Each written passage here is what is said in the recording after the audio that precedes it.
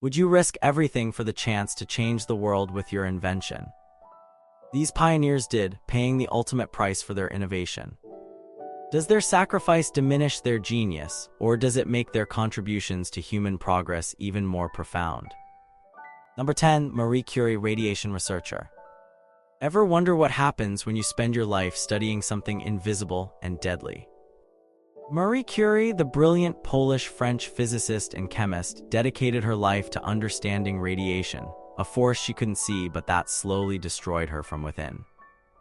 She discovered the elements radium and polonium and pioneered research on radioactivity, a term she actually coined. Curie had no idea the glowing substances she kept in her pocket and even her desk drawer were silently damaging her cells. She carried test tubes of radioactive isotopes in her pockets and stored them in her desk, admiring their beautiful blue-green light. Her notebooks from the 1890s are still so radioactive they're kept in lead-lined boxes, and anyone who wants to view them must wear protective clothing. Curie died in 1934 from aplastic anemia, a condition directly caused by her long-term exposure to radiation. Her revolutionary work earned her Nobel Prizes in both physics and chemistry, making her the first person to win Nobel Prizes in multiple sciences. She just never realized her greatest discovery would ultimately claim her life. Number 9. William Bullock, printing press innovator. Have you ever had a moment where you tried to fix something and it went horribly wrong? William Bullock knew that feeling all too well. In the 1860s, Bullock created the Webb rotary printing press, a remarkable machine that could print on continuous rolls of paper instead of individual sheets. His invention revolutionized newspaper printing, allowing for much faster production than ever before. It was April 1867 when Bullock was making some adjustments to one of his printing presses at the Philadelphia Public Ledger newspaper. While trying to kick a driving belt onto a pulley, his leg got caught in the machine's gears. The injury seemed manageable at first, but gangrene set in, and doctors determined that amputation was necessary to save his life. Tragically, Bullock died during the operation, killed by complications from an injury caused by the very machine he had created to change the world of printing. His press design continued to be used for decades after his death, printing countless newspapers that never mentioned the ironic fate of their inventor. Number 8. Alexander Bogdanov, blood transfusion pioneer. What if the key to eternal youth was flowing through our veins right now? Alexander Bogdanov thought so. This Russian physician, philosopher, economist, science fiction writer, and revolutionary was a true Renaissance man who became fascinated with blood transfusions in the 1920s. Bogdanov had a compelling theory that regular blood transfusions could extend human life and possibly even achieve a kind of physical immortality. He established the Institute for Blood Transfusion to research his theories and began conducting transfusion experiments, often using himself as a subject. Bogdanov performed 11 blood transfusions on himself and reported feeling better and younger with each procedure. His luck ran out in 1928 when he performed a transfusion using blood from a student who had both malaria and tuberculosis. While the student showed no signs of illness, their blood was incompatible with Bogdanov's. The revolutionary thinker died shortly after, becoming a victim of the very procedure he championed. Ironically, his work led to the Soviet Union establishing the world's first national blood bank, saving countless lives even as his experiments claimed his own. Number 7. Otto Lilienthal, glider aircraft developer. Can humans really fly like birds? Otto Lilienthal certainly thought so.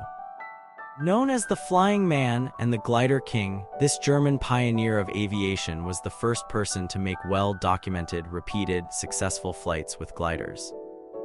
Between 1891 and 1896, he made over 2,000 flights in 16 different designs of his gliders, sometimes covering distances of more than 1,000 feet. His work was so influential that the Wright brothers cited him as a major inspiration. On August 9, 1896, during a routine flight, Lilienthal's glider suddenly pitched forward, sending him plummeting 50 feet to the ground. He suffered a broken spine and died the following day. His last words were reported to be, "Sacrifices must be made." Lilienthal's fatal crash highlighted the dangers of early aviation while simultaneously inspiring future generations to improve upon his designs. The iconic photographs of Lilienthal flying his gliders, images that would ultimately document the activity that killed him, became some of the most famous in aviation history and sparked worldwide interest in the possibility of human flight. Number 6. Thomas Midgley Jr., chemical engineer and inventor. How can someone be both one of history's greatest inventors and most harmful? Thomas Midgley Jr. holds this contradictory distinction. As an American mechanical and chemical engineer, Midgley developed both leaded gasoline and chlorofluorocarbons, CFCs, two innovations that would later be recognized as catastrophically damaging to public health and the environment. However, his own invention that killed him was much more personal. After contracting polio in 1940, Midgley was left severely disabled. Ever the inventor, he devised an elaborate system of strings and pulleys to help him get in and out of bed independently. This ingenious contraption became his undoing when, in 1944, he became entangled in the ropes of his own device and died of strangulation at the age of 55. The tragic irony is that while his other inventions slowly damaged the environment and public health over decades, it was his personal mobility invention that directly took his life.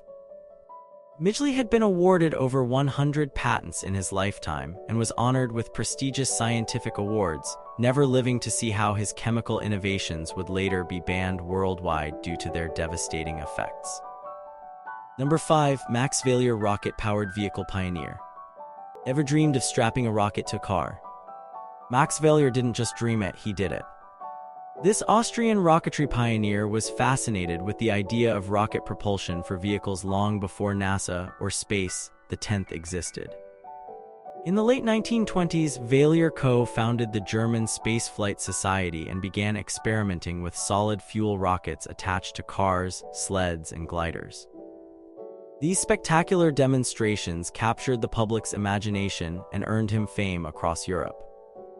Not content with solid fuel, Valier began working with liquid propellant rockets, which offered more power but came with significantly greater risks. On May 17, 1930, while testing an alcohol-fueled rocket motor in his Berlin workshop, the engine exploded. A piece of metal struck Valier in the chest, killing him instantly. He became the first known fatality in the history of liquid fuel rocketry. Despite his tragic end, Valier's work laid crucial groundwork for modern rocketry and space exploration.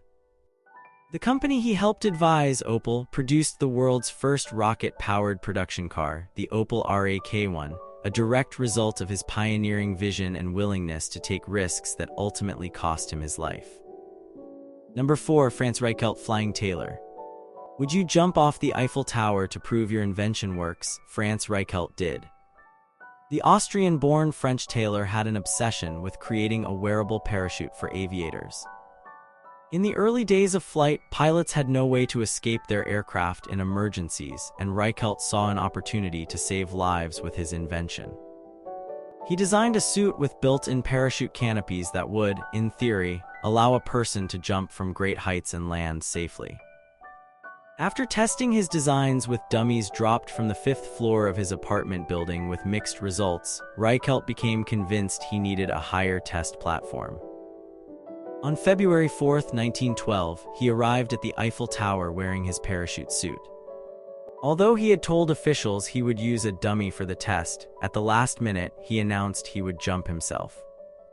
Despite friends and officials trying to dissuade him, Reichelt climbed onto the guardrail, hesitated for about 40 seconds, then jumped.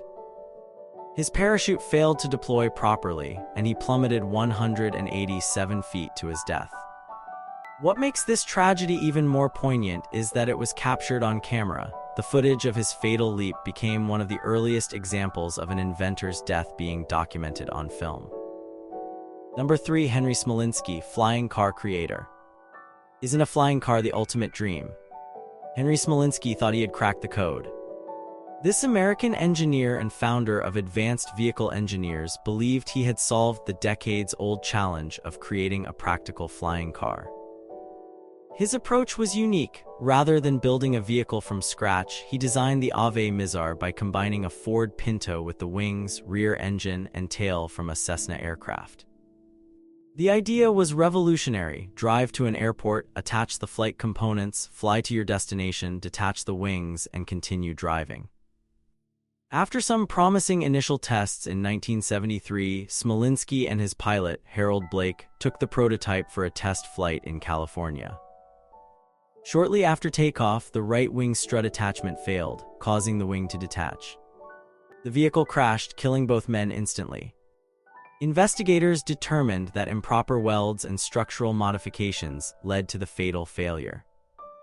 Smolinski's death demonstrated the immense challenges in creating a viable flying car, a dream that continues to captivate inventors today. The twisted wreckage of his Pinto plane hybrid became a sobering reminder of how dangerous it can be when ambitious innovation outpaces thorough safety testing. Number 2. Karel Soucek, barrel rider and daredevil. How far would you go to chase fame and fortune? Karel Soucek went all the way over Niagara Falls in a barrel and survived, only to die performing an even more spectacular stunt.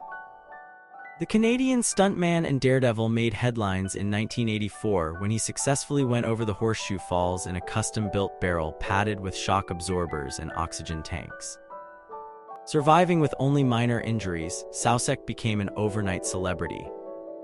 Eager to capitalize on his fame, he designed an even more dramatic stunt for January 1985 at the Houston Astrodome. The plan was to drop from the ceiling of the stadium in his barrel into a water tank below. He called it the Hot Wheel of Death.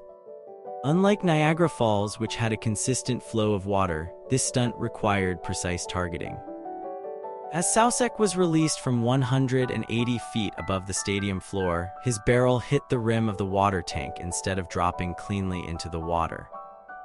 The impact was devastating, causing severe head and chest injuries. Despite being rushed to the hospital, Soucek died shortly after. In a chilling premonition, Evel Knievel had tried to talk Soucek out of performing the stunt, telling him, "You're going to kill yourself." Soucek's last invention, the modified barrel and drop mechanism, indeed became his final ride. Number 1. Horace Lawson Hunley, submarine inventor. What would you risk to change the course of naval warfare forever? Horace Lawson Hunley risked everything. The American marine engineer and inventor developed early hand-powered submarines during the American Civil War. His final design, appropriately named the H.L. Hunley, was built in 1863 and represented the cutting edge of underwater warfare technology. The 40-foot vessel was designed to approach enemy ships underwater and plant explosive charges, a revolutionary concept at the time. The submarine proved troublesome from the start, sinking twice during testing and killing 13 crewmen. Despite these disasters, Hunley remained confident in his creation. On October 15, 1863, he decided to personally take command of the vessel during a routine training exercise in Charleston Harbor. During the dive, the submarine failed to surface.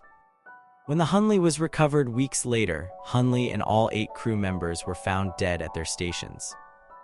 The exact cause of the accident remains debated, but theories include an accidental flooding or the crew running out of oxygen.